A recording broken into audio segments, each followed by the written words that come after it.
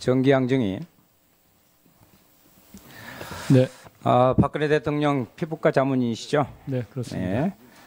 2013년 11월부터 4월까지 YJ콥스 메디칼의 성형용실 임상시험에 임상시험 책임자로 참가하셨죠? 네, 그렇습니다. YJ콥스가 유일하게 임상시험을 거쳐서 판매한 제품이 바로 정기양 증인이 임상시험에 참여한 제품입니다. 네, 그렇습니다. 아니, 증인처럼 알려진 교수가 아무리 실적도 없고 이름도 없는 업체의 임상시험에 참여한다? 저는 납득이 잘 가지 않는데 이상하지 않아요? 그렇죠? 자, 임상시험에 어떻게 참여하게 됐습니까?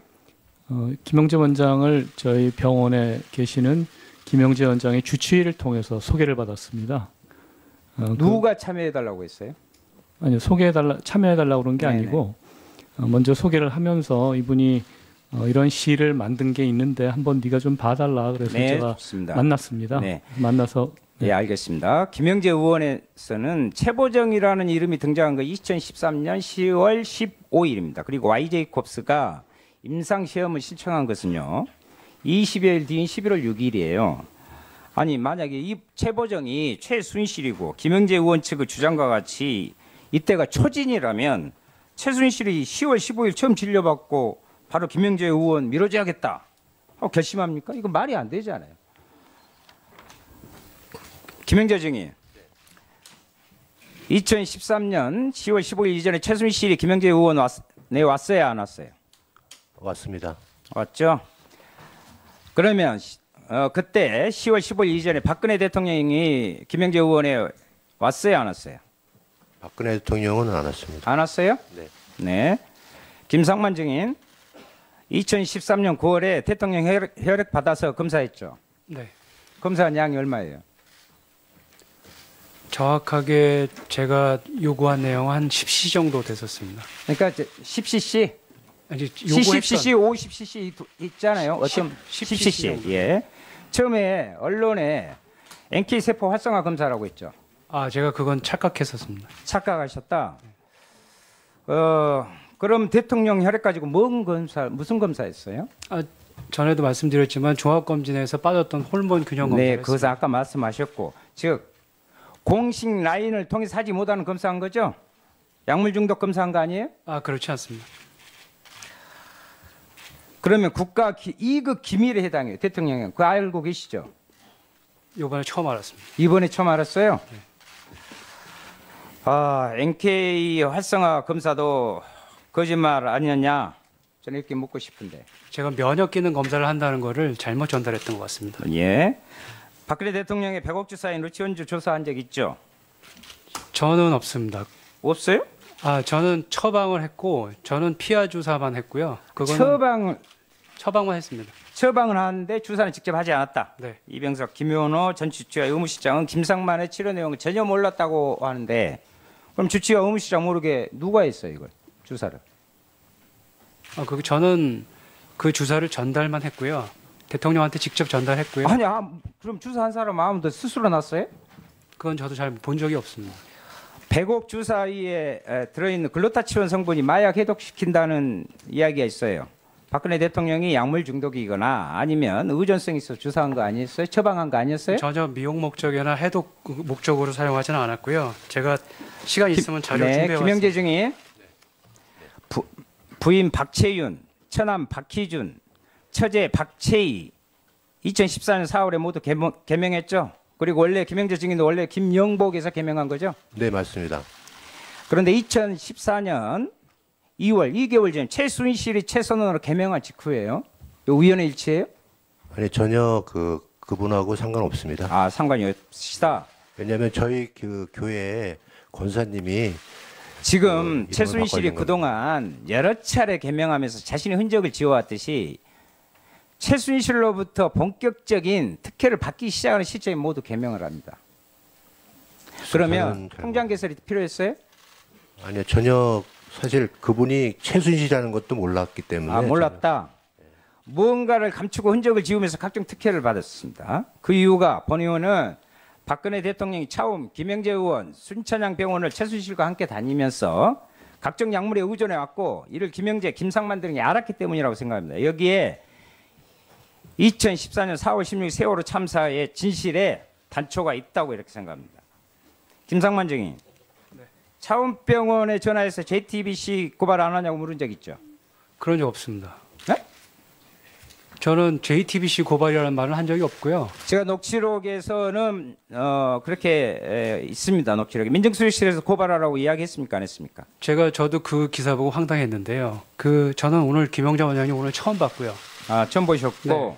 그다음에 그래서 김영재 원장님 편 들고 뭐 이런 말을 전 이해할 수가 없고요. 그러면 최순실이 10월 30일 독일에서 귀국하기 전에 차움에 전화해서 최순실 공황장애 진단서 끊어주라고 한 적이 없다 이 말이에요? 그거는 그 최순실 비서로부터 전화를 받았는데요. 최순실 비서가 누구였어요 그때? 그 안씨성을 가진 여자인데요. 안씨성의 여성이다? 네. 왜 끊어주라고 그랬어요? 그때는 저는 끊어주라고 부탁하는 거 없고 그쪽에서 최순실이 이제 그 독일에 있는데 변호사가 그러이런 부탁을 하는데 변호사가 네네 됐습니다. 그런데 최순실은 공황장애라고 지금 주장하고 있는데 지난 11월 1일 긴급 체포된 뒤로 지금까지 공황장애 약을 한 달 가까이 먹지도 않고 있어요. 왜 거짓말로 공황장애 그 진단서 공황장애라고 끊으려고 얘기한 적 한 아니 번도 없습니다. 의사시잖아요. 네, 저는 공황장애 진단한 적 아까 없습니다. 끊어주라고 전화 받고 했다고. 공황장애로 부탁했- 진단서를 끊어줄 수 있느냐고 그쪽에서 얘기를 했던 거죠. 최순실의 입국 시점은 알려지지도 않았어. 온 국민이 관심이 집중돼 있어요. 그건 아실 거 아니에요. 그런데 지금 최순실 입국 전날 공황장애 진단서를 지금 애둘러 표현하시는데 요구합니다. 그냥 알기만 한 사이인데 진단서를 발급해 달라고 해요? 이게 말이 됩니까 지금? 진단서를 발급해 줄 수 있는지 알아봐 달라고 했습니다. 예, 윤소아 의원님 수고하셨습니다. 다음은 새누리당 정유섭 의원 신문하십시오. 예, 인천 부평갑의 정유섭 의원입니다. 대통령 탄핵 소추 내용에 보면요, 헌법 위반 사항이 있어요. 그게 뭐냐면은 재해로부터 국민을 보호해야 할 의무를 위반했다. 이래가지고 헌법 위반으로 탄핵 소추 내용에 있습니다. 그래서 여기에 대한 사실 확인을 김장수 증인하고 김석균 증인한테 확인하겠습니다. 그 2014년 7월 10일 날 세월호 특위에 대통령 비서실에서 보고한 내용에 보면요, 10시에 국가안보실에서 사고 상황을 최초로 서면 보고했다고 되어 있습니다. 맞습니까? 그렇습니다. 서면 보고는 어떻게 합니까? 아까 말씀한 대로 중령이 가지고 뛰어갑니까? 아니면 팩스로 보냅니까? 자전거를 타고 간 경우도 있고 예. 그냥 뛰어가는 경우도 있고 예. 그렇습니다. 그 국가안보실에서 3차례 서면 보고하고 7차례 유선으로 직접 보고했다고 되어 있습니다. 맞습니까? 7차례의 유선 통화라고 말씀하시는 게 맞겠고요. 예. 그중에 몇 번은 제가 보고를 드린 것도 있고 예. 또 몇 번은 대통령께서 저한테 전화를 하신 것도 있습니다. 10시 15분에 예. 대통령이 안보실장께 지시하셨다고 되어 있어요. 지시사항 기억 안 나시죠? 그 청와대 홈페이지에 나와 있는 세월호와 관련해 가지고 이것이 팩트다라는 것이 있습니다. 예. 그거를 제가 보고 그거에 대해서 제가 기억을 더듬어 가지고 말씀드리는데 10시 15분에 대통령께서 저한테 전화하신 걸로 되어 있습니다. 그 지시를 받고 누구한테 대통령 지시를 전달했습니까? 지시만 받고 다른 액션 없었나요? 아닙니다. 그 보고를 그 지시를 하시면은 그 지시된 내용에 대해서 상황 반장이 하든지 아니면 상황 실장이 하든지 해가지고 해경과 중앙재해대책본부의 중대본에 그걸 예. 당시 지시합니다. 지시사항이 뭐라고 나와 있냐면요. 보고서입니다. 단 한 명의 인명피해도 발생하지 않도록 할 것. 선내 객실 등을 철저히 확인하여 누락되는 인원이 없도록 할 것. 이게 지시사항이라고 되어 있습니다. 맞습니까? 예, 맞은 것 자, 같습니다. 예. 10시 30분에 대통령께서 해경청장에게 전화해서 인명구조 동료 지시를 했다고 합니다. 김석균 증인 맞습니까? 예, 그렇습니다. 당시 증인은 위치가 어디였습니까? 저는 상황실에 나와서 현장으로 가기 위해 이동 중이었습니다. 지금 그때 보고상에 보면 10시 10분에 청장께서 헬기로 본청에서 출발해서 팽목항으로 가고 있다고 돼 있는데 어떻게 제가 대통령 전화를 받을 수 있습니까? 제가 상황실은 이제 청사를 나온 게 10시 한 25분경이었고요. 이제 네. 헬기장에 가는 도중 차 안이었는데 한 10시 반쯤 전화를 받았습니다. 당시 대통령 지시사항 기억나십니까?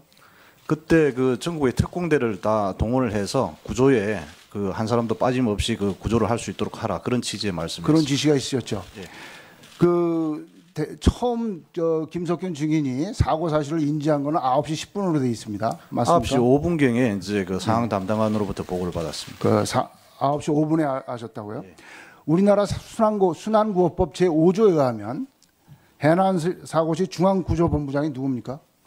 그거는 이제 사고 규모에 따라서 틀려집니다. 이제 대행 재난 같은 경우에는 이제 그 해경청장이 중앙순환구조본부장이 되고, 이 사건의 경우는 누가 중앙구조본부장? 해경청장입니다. 해경청장이죠. 본인이셨죠. 네. 그러면 이 사건의 컨트롤 타워가 어디입니까? 저희가 뭐 현장에서 대응하는 거는 저 해경청장이 현장에서는 목포서장이 지역구조본부장 아닙니까? 예, 그렇습니다. 목포 해경서장이. 예. 중앙구조본부장은 순환구호법 5조에 해경청장으로 돼 있습니다. 예. 그거 맞죠? 예. 자, 그러면 대통령이 사고가 났을 때 누구한테 구조하라고 지시를 해야 됩니까? 그거는 뭐 이렇게 지 라인에 따라가서 지시하실 수도 있고, 직접 뭐 현장에 바로 지시하실 수도 있고, 이제 구조본부장한테 저한테 다 할 수 있고, 그거는 구조본부장인 김석균 증인한테 하는 게 가장 확실한 방법 아닙니까? 뭐 일단 그 현장 대응면에서는 그렇게 볼 수 있겠습니다. 자, 대통령이 증인한테 지시했습니까? 안 했습니까? 그때 금방 말씀드린 대로 그 취지로 말씀하셨습니다. 예. 여객선 사고가 났을 때 여객선에서 위험하다, 말씀하셨죠. 탈출해라 하는 퇴선 지시는 누가 갖고 있습니까? 지시 권자가 누굽니까? 일단 그 현장 국민의당 지휘관이나 모르십니까? 처음에는 아니 김석균 증인 해경청장 하셨죠?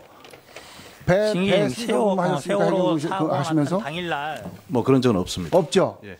선언법상에 퇴선을 명령할 수 있는 사람은 선장밖에 없어요. 예, 맞습니다. 선장한테 뭔가 지시가 가야 돼요. 그러면 당시에 제가 왜 이 문제를 제기를 하냐면 비행기가 사고 나면 비행기 기장을 장악을 합니다. 기차 사고 나면 기관사를 장악을 해요. 배 사고 나면 선장을 장악을 해야 돼요. 근데 해경청장도 서해청장도 목포 서장도 한 적도 없기 때문에 단 한 그것에 번도 대해서는 선장을 포괄한 사람이 없어요.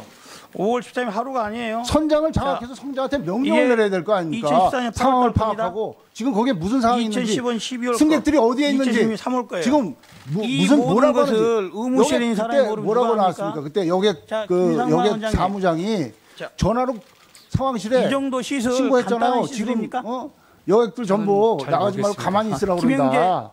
그럼 그런 상황은 누가 파악해야 네, 됩니까? 간단한 실수입니다. 대통령이 누구나 파악해야 할수 됩니까? 있는 건가요? 해경청장이 파악해야 됩니까? 목포서장이 파악해야 됩니까? 자, 김원호 중에 일단 사고는 이렇게 바다 사고는 1차 이러한 대응하고 2차 시설이 대응하고 나눠서 반복적으로 말씀드릴 수 이루어지고 있는 있는데 것 1차 같은데 대응은 그만 의원님 말씀하신 대로 의무실에도 선장이 아무도 모든 몰랐다는 거기서 게 일단 말이 초동 조치를 하고 그 대통령이 뒤에 혼자 이제 구조실에 했겠어요, 가서 조치를 하는 그런 해상안전법 제43조 대통령이 3항에 혼자 보면 시술했다고 위험에 생각하지 않으시죠? 처한 선박의 선장이 자체에 대해서 잘 필요한 모르겠습니다. 조치를 취하지 아니할 때 시술한 걸 해경서장은 만들었습니까? 선장에게 모르겠습니다. 사고 신속 수습을 위해 그런 필요한 다시 사항을 그러면은- 명할 수 있다고 되어 있습니다. 명한 사람 있습니까? 거기에 뭐 우리 그 VTS라든지 그다음에 만약에 상실하고 계속 제가 이렇게 이 말씀을 왜 드리냐면 만약에 이게 미국의 코스트가드나 일본의 해상보안청 관할에서 사고 났으면 이 사람들 선장 콜 안 했을 것 같습니까? 저희도 그 어떤 그 상황에 관련해서 계속 어떤 그 VTS를 통해서라든지 상황실을 통해 가지고 계속 지시가 이렇게 내려가고 그때 그렇게 대응을 하고 있었습니다. 제가 해경이 직무 태만을 해가지고 이런 어마어마한 인명손실을 가져온 거예요. 어마어마한 국가적 재난을 가져온 겁니다. 그 직무 태만에 대해서 해경의 해경청장이나 해경서장이나 의원님 제가 말씀을 드린 대로 이게 사고 대응이라는 거는 이렇게 이게 어떤 구조 실행만 할 수 있는 그런 상황이 아니었습니다. 1차 대응을 일단은 선장이 하고 나서 그 상황에서 저희 해경 세력은 어떤 그 주어진 여건 내에서 모든 가용실을 동원해서 구조했다는 점은 말씀을 드리고 싶습니다. 예.